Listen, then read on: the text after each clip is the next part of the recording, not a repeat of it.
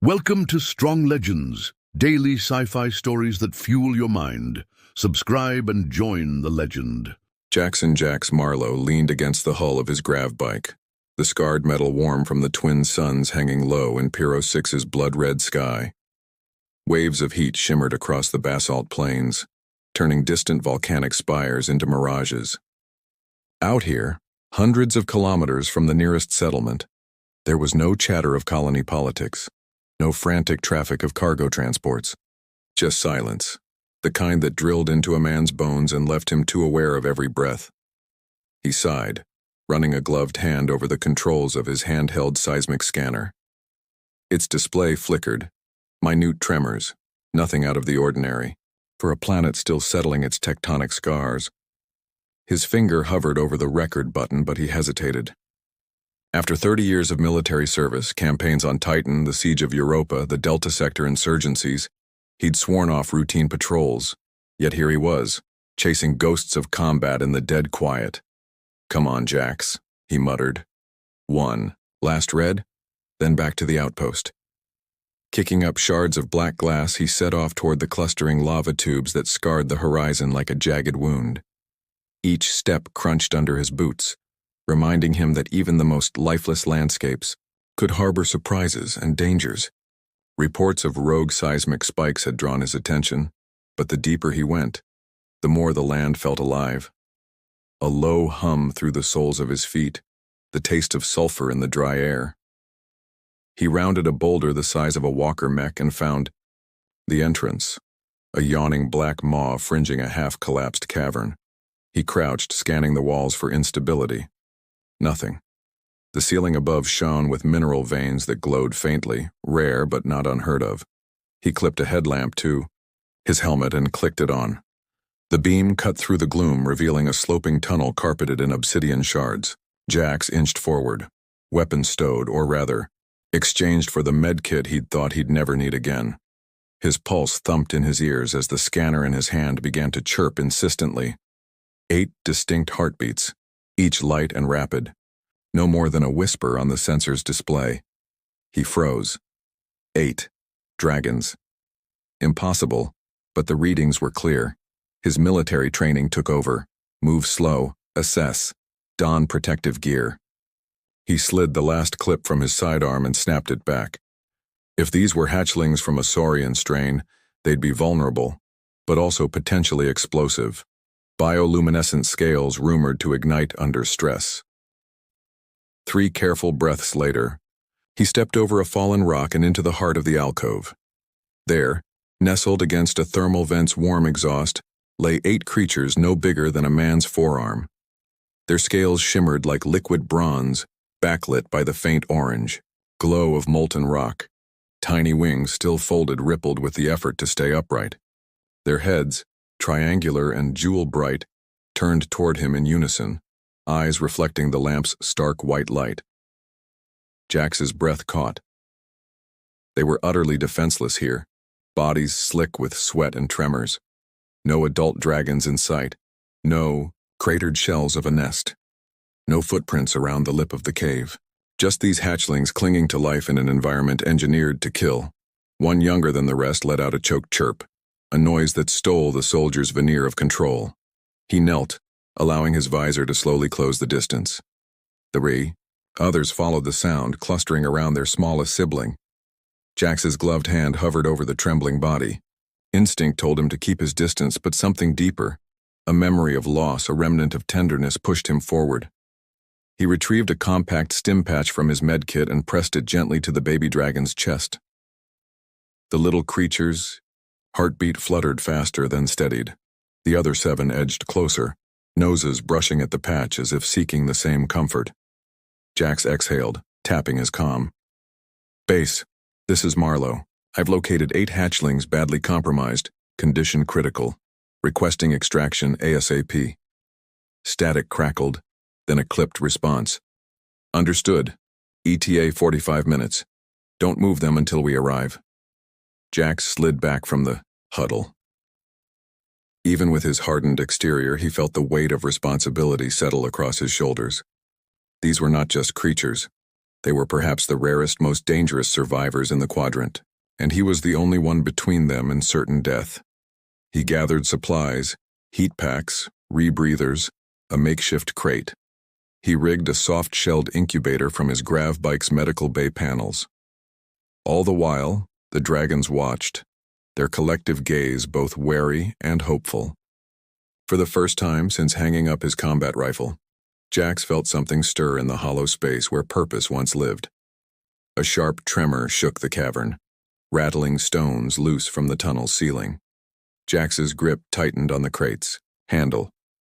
He glanced once more at the fragile creatures, wings quivering, bodies pressing as close together as they could. In that suspended moment, gray ash drifting through the red light, the hiss of escaping steam, 8 tiny hearts thrumming in unison, he understood. Sometimes a man survives war only to find his truest battle is protecting what remains when the fighting stops. He hoisted the crate, glancing up as the entryway glowed with approaching grav bike headlights. Whatever came next, he knew he could not, and would not, back down. The war was over. This was his new mission. Jax returned to his outpost under a bruised purple sky, the crate of hatchlings cradled carefully against his chest. Inside the makeshift incubator, cobbled together from medbay panels, thermal gel packs, and a portable oxygen scrubber, the dragonlets huddled in a trembling mass of iridescent scales. Their faint cries, like the hiss of steam under pressure, tugged at something deep within him. He set the crate on a reinforced table and activated the environmental controls. Warmth bled into the chamber, and a gentle hum rose as the rebreather filtered stale air into fresh. One by one, the dragon's tiny forms relaxed, their limbs unfurling. Jax watched them with a soldier's vigilance and a father's awe.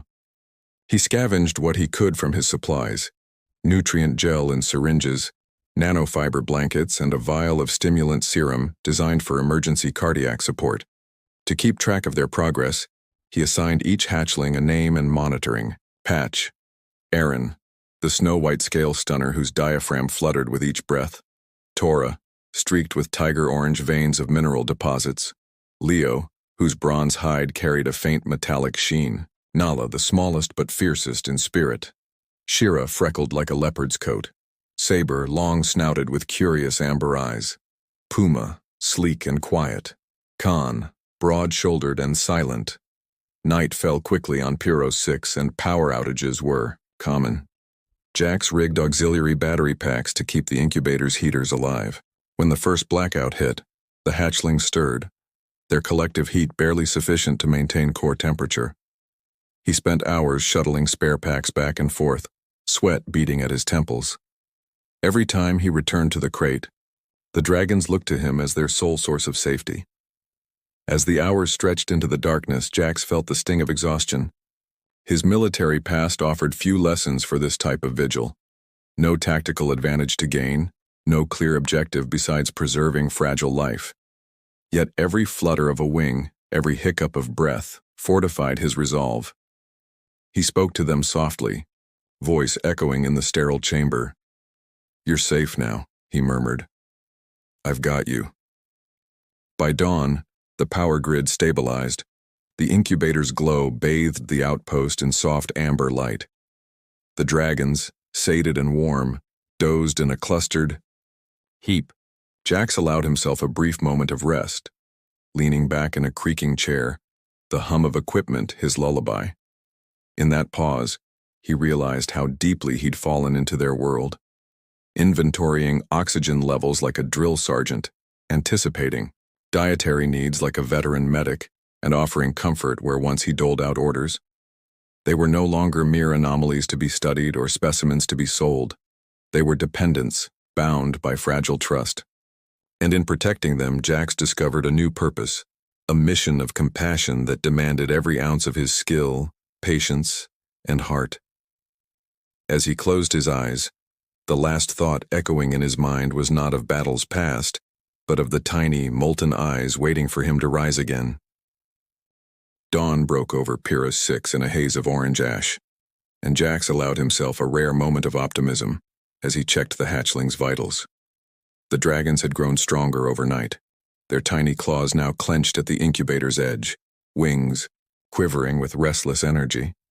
He cracked a rare smile, anticipating the day's routine feedings and temperature calibrations, until the alarms shattered the calm. Red warning lights stuttered across the outpost's corridors as the PA system crackled to life. Security breach. External hostiles incoming.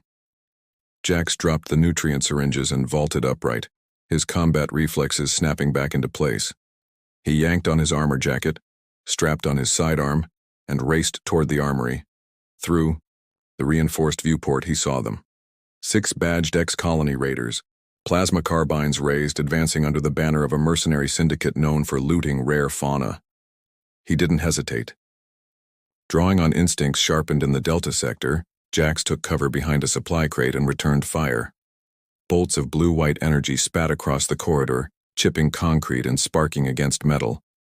Each shot forced the raiders to reposition, buying precious seconds. But he couldn't be everywhere at once.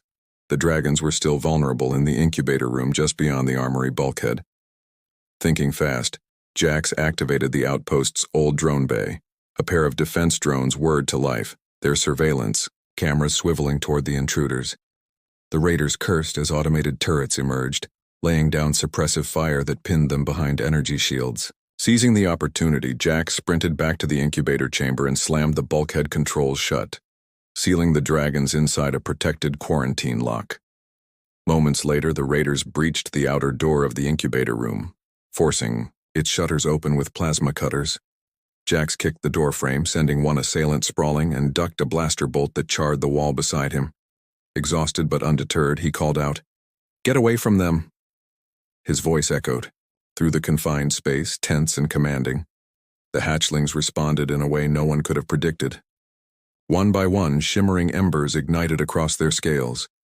First, Aaron's snow-white hide glowed with a pale fire, then Tora's orange veins flared, followed by a chorus of incandescent sparks.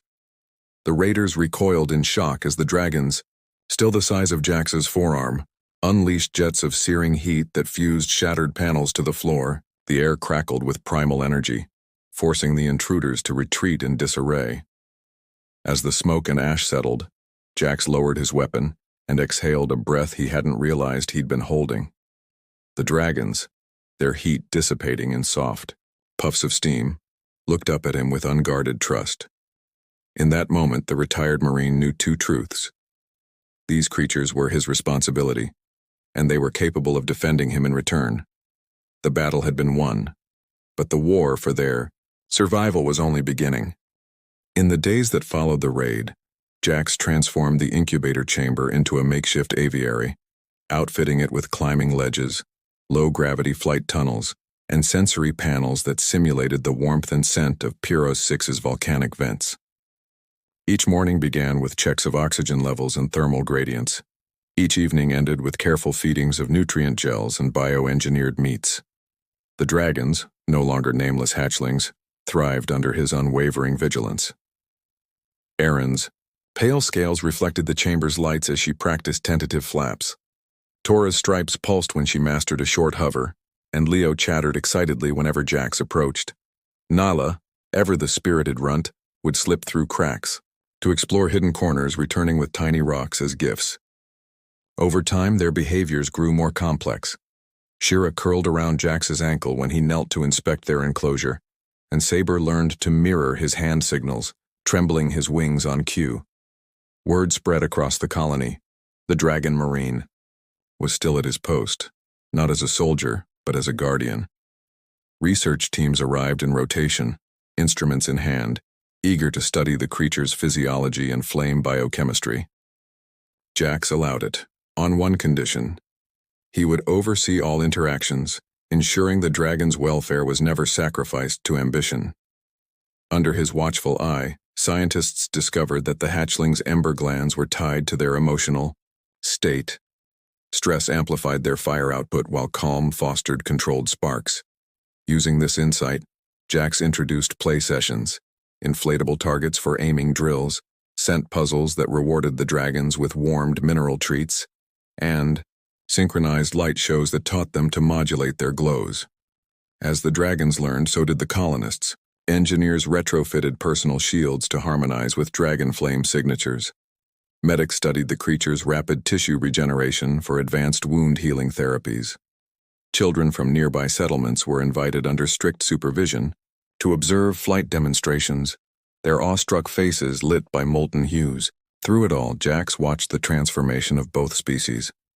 Dragons shedding their initial fear to embrace companionship, and humans rediscovering wonder where they had once seen only danger. Each ember-born light in the chamber was a testament to what empathy and cooperation could forge. One evening, after the hatchlings had drifted into a tentative slumber wrapped in their nano-blankets, Jax lingered at the flight tunnel's entrance.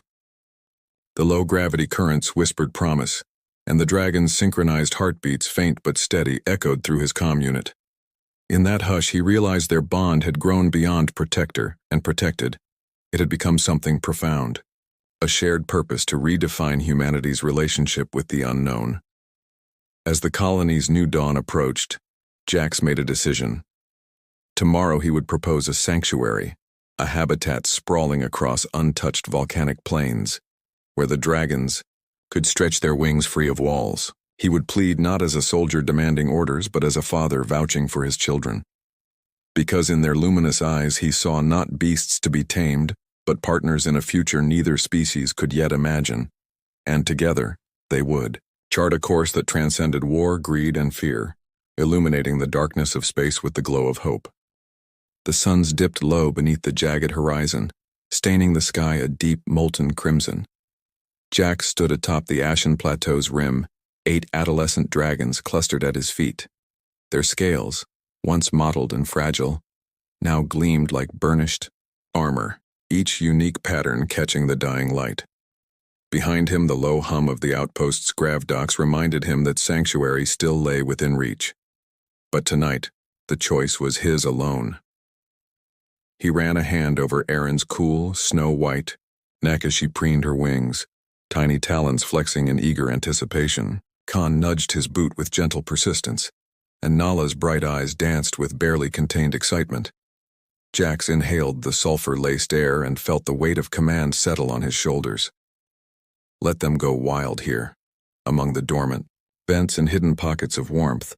Chance and predators would test their strength, or transport them to Earth's protected preserves, where museums and militaries would undoubtedly try to tame or weaponize their fire.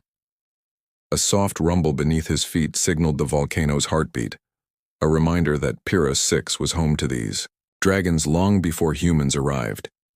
He tapped his comm unit. "Control, this is Marlowe. Preparations complete. We're ready to release in 5. His voice was steady, but his chest tightened. On Earth, he'd have protocols, legal teams, endless oversight. Here he was simply a guardian saying goodbye.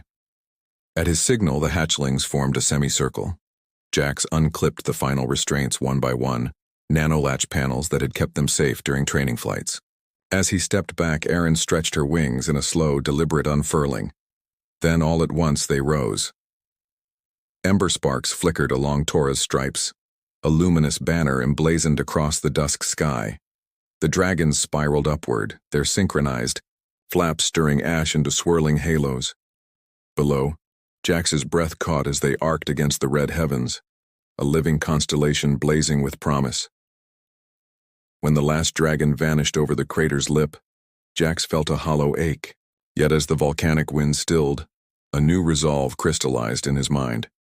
He returned to his grav bike and set course for the colony archives. Over the next weeks, he drafted his proposal: a fleet of bio-sanctuaries on uninhabited moons, protective, accords enshrining dragon rights, and a consortium of scientists, diplomats, and former soldiers. The Dragon Accord designed to govern human-dragon relations across the Rim. His first submission was met with incredulity. Commanders scoffed, bureaucrats delayed, and investors balked. Then came the footage. Sweeping, aerial surveys of dragons nesting in hidden lava caves, undisturbed by predators and flourishing in territory humans had deemed uninhabitable. Diplomatic envoys from rival colonies petitioned for environmental trusts, seeing in dragons a symbol of unity rather than conquest. Soon, Jax found himself addressing the Galactic Council via hologram, outlining the Accord's trifold promise: conservation, cohabitation, and cultural exchange. As delegates from 100 worlds listened, 8 silhouettes flickered behind him, dragons in free flight, their ember trails painting the void between stars. And so, the retired Earth Marine who had once traded his rifle for a grav bike became the catalyst for a galactic renaissance. In the silent expanse of space where fear once reigned, a new light had sparked, one born of 8 dragon hearts and a soldier's unwavering conviction that life, in all its forms, deserved the chance to soar,